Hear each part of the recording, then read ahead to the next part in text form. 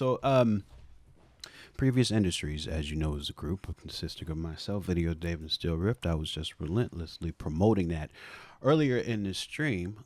Today, uh, the people who hold the pitchforks, formerly Pitchfork, was it a magazine? Was it ever a magazine? It was not. It always had the attitude of a magazine, though. They always had the presence, um, authoritative vocal tone of a magazine.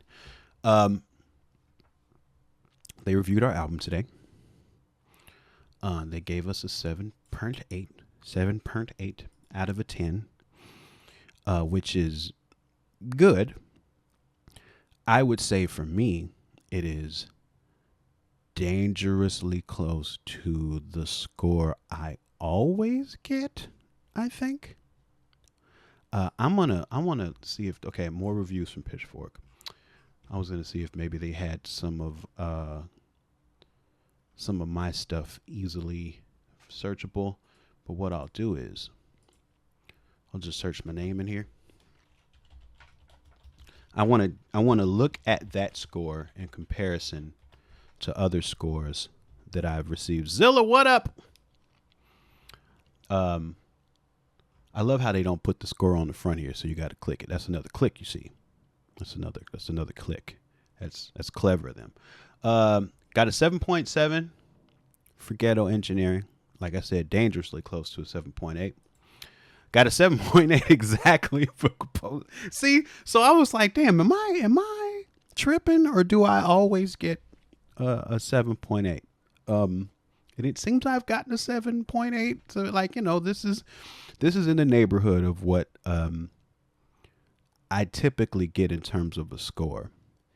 And it's gotten to the point where the scoring system is beginning to drive me crazy. Like it's starting to. I can tell that I'm starting to get obsessed with the number and why it won't move. Even though a lot of this stuff sounds really different from each other. Yeah, I think and I've learned J Dilla 1983 that part of the calculus here is that the writer writes the review, so all of their thoughts and opinions form the body of the review, and editorial picks the score. And I think that maybe what is confusing to me is that they don't seem to care if the numerical score matches the tenor of the words used in the review at all, because these reviews will often make you feel like you're reading a review of something that's a 9.1 and then it's a 7.8, and I'm like, okay. I think that and the place it's putting me in as an artist is this thought of like, what is it that what is it missing? It's like I need to hear from editorial what they think, because the writers seem to like it. I wonder what editorial thinks. That's kind of where it's leaving me with. So that was 7.8. Anime Trauma Divorce 8.0. So again, right there in the neighborhood. Right there in the neighborhood. Brick Body Kids 8.1. So that was higher. I imagine that's probably the highest I've gotten, I imagine. I mean, and Lexapro, yeah, like that's the question that I find myself wondering in terms of the editorial. What is their rubric that makes it where, this 8 is sort of the ceiling, Hello Personal Film Festival 7.3, so a little lower than where the rest of the scores are. And Dark Comedy 8.0.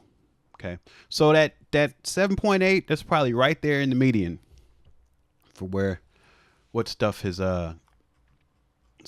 been graded at. So that's the score, and that's why the score, to me, even though it's good, even though it's a positive score, is somewhat maddening.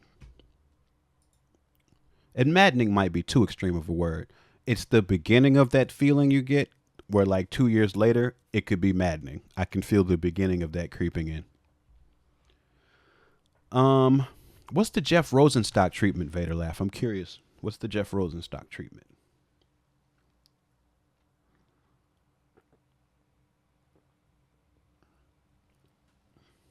I'm curious. Um,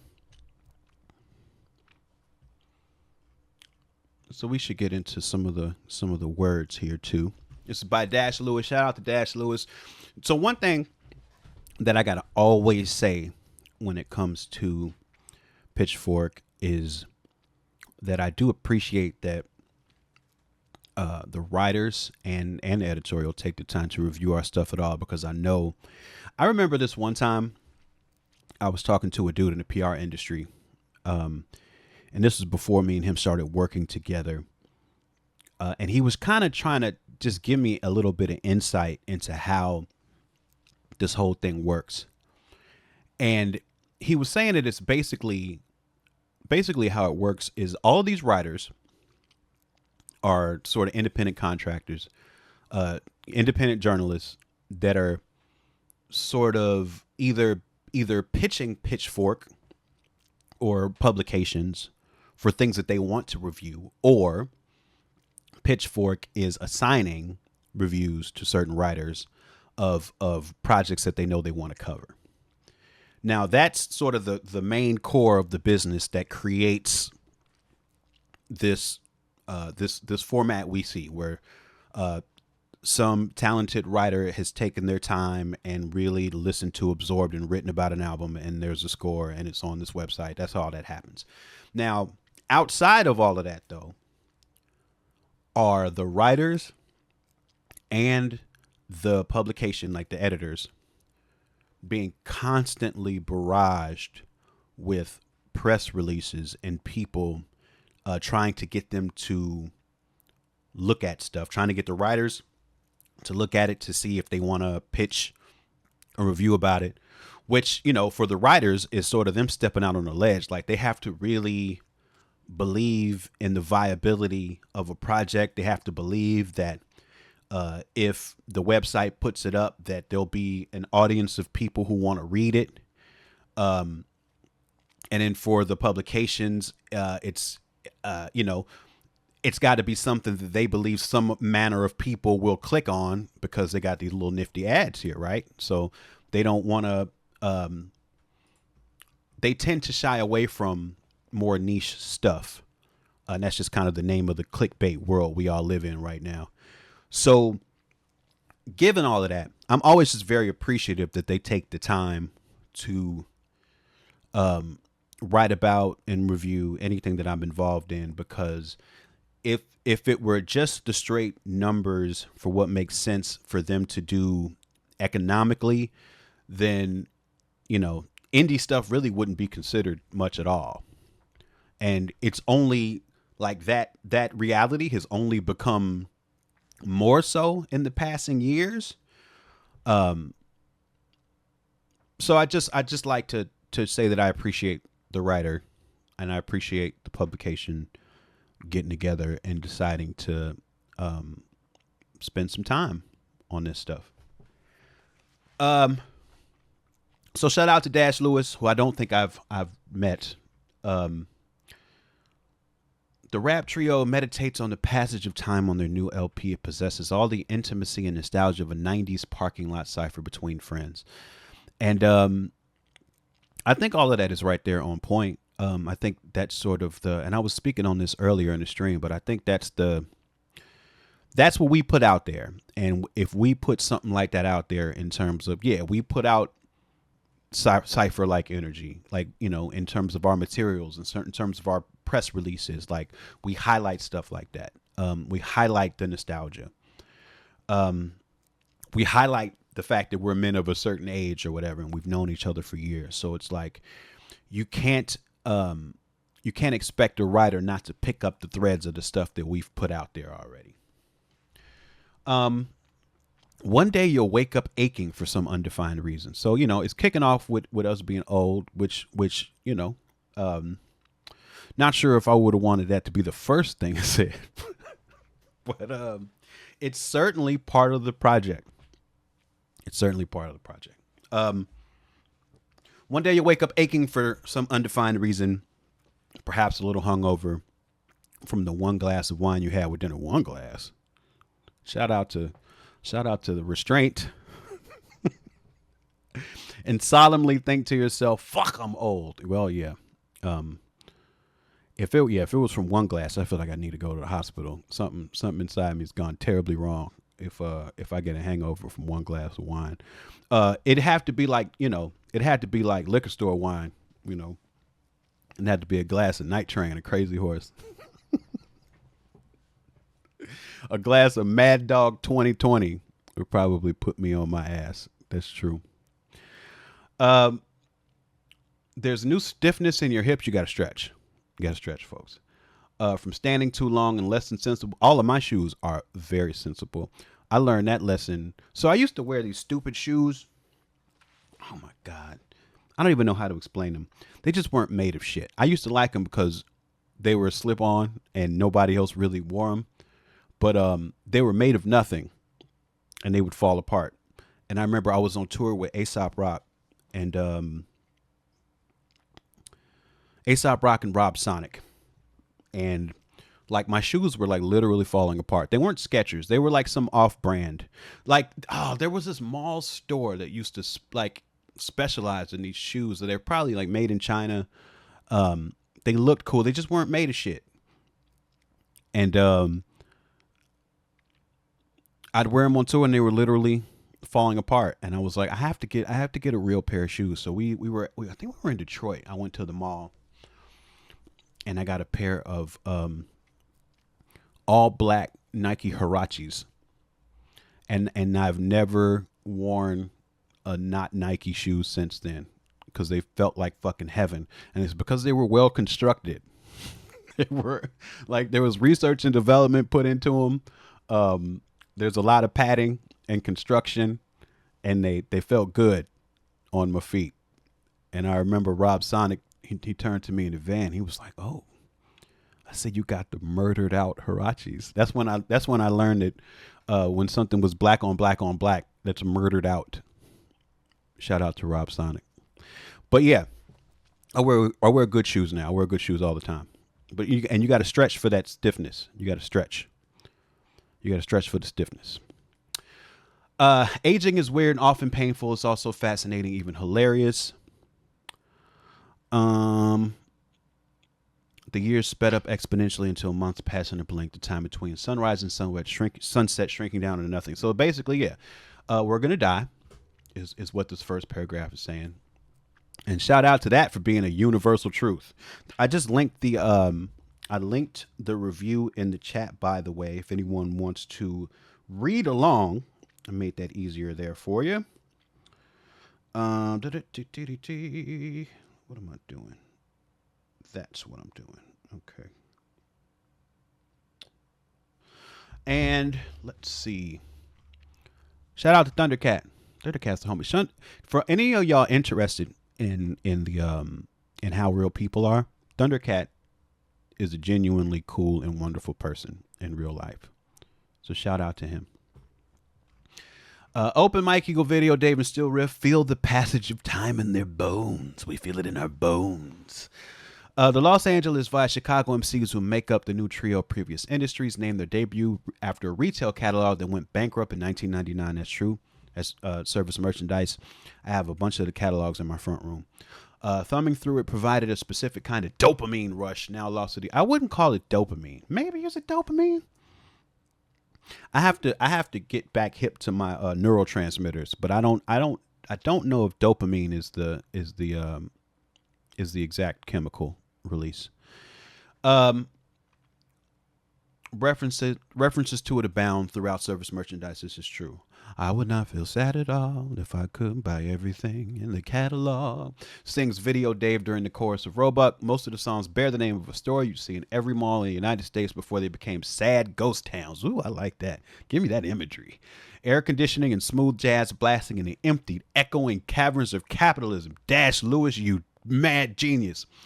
With this album, this isn't just an album about how Gen Xers and elder millennials get misty-eyed when they think about Blockbuster. Because you're damn right, I am not a Gen Xer personally.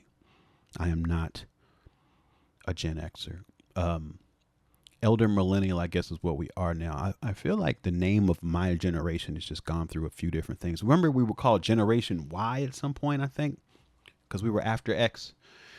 There was other stuff that we were called, and I remember millennials were people who were supposedly younger than me, but then they created elder millennials as a catch-all, and I guess that makes sense because I do feel like an old millennial.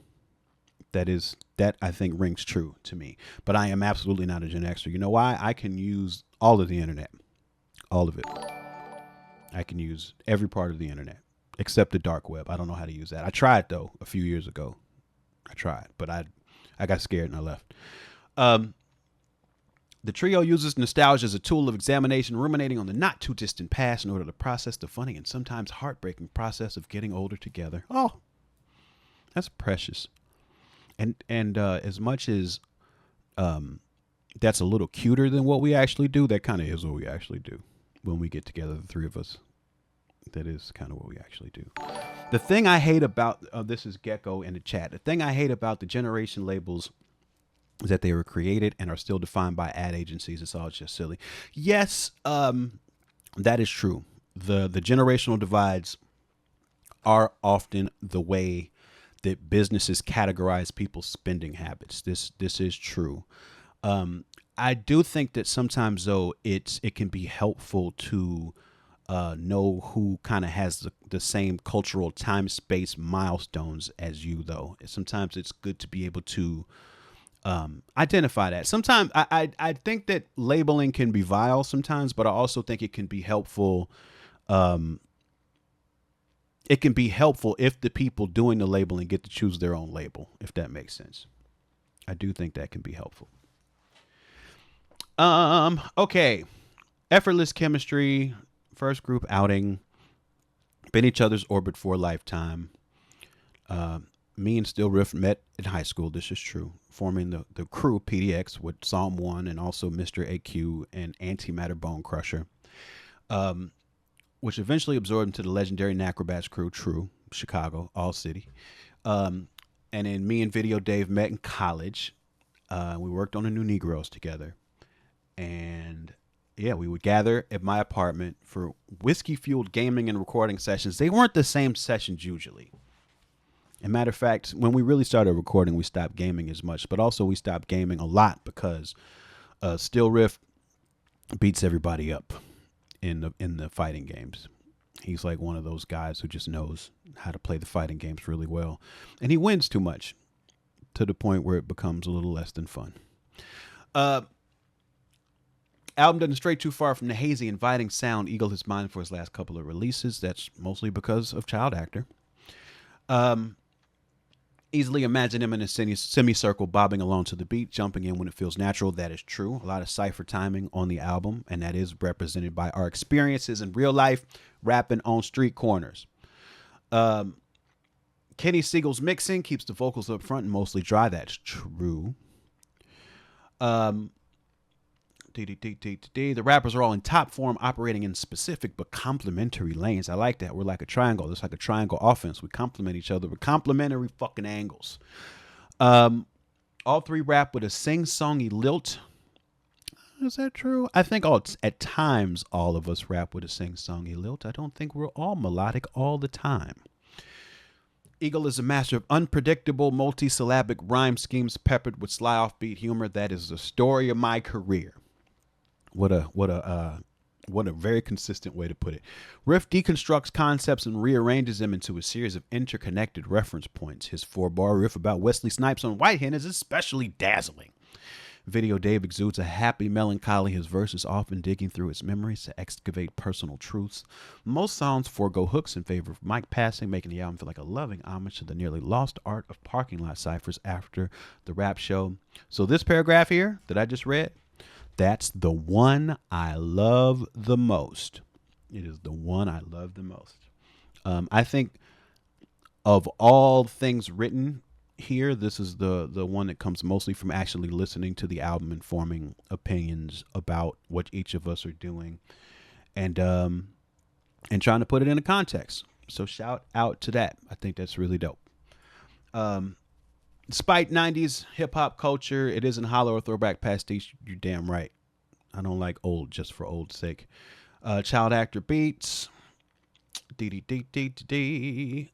Um, Listening to service merchandise often feels like being let in on a fast moving group chat where the inside jokes and grinning shit talk sit comfortably next to heartfelt vulnerability.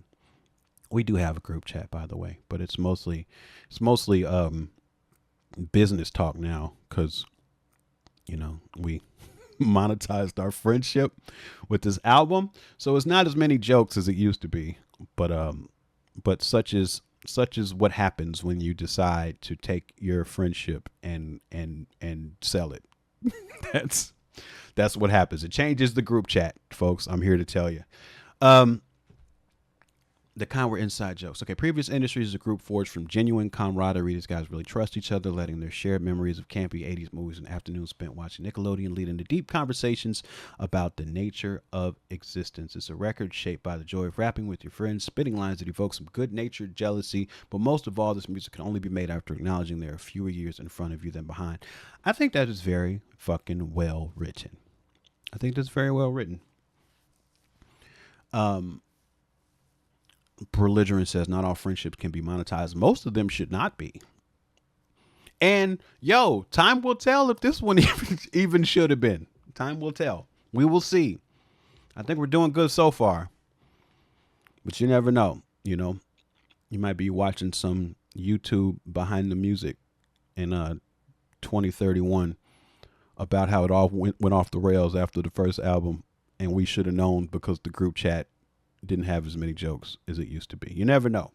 You never know. Um, but that's the review. I think it's a very, very solid review. I think it's very well written. Again, I would love to know, given that review, why editorial thought we were 2.2 points away from a 10.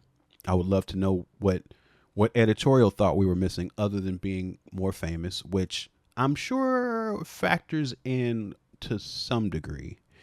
But again, overall, just uh, grateful that we're in the position to have our music listened to, talked about, have a well-written review composed about, and put on a kind of high traffic website. I mean, it's certainly not the Pitchfork it used to be, but it is still cool to be there.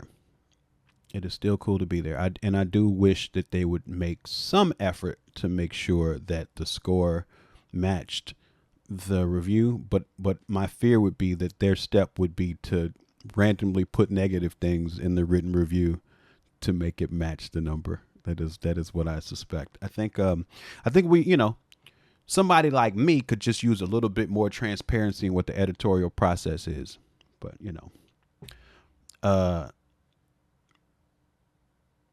but also I can live with this. And that's that.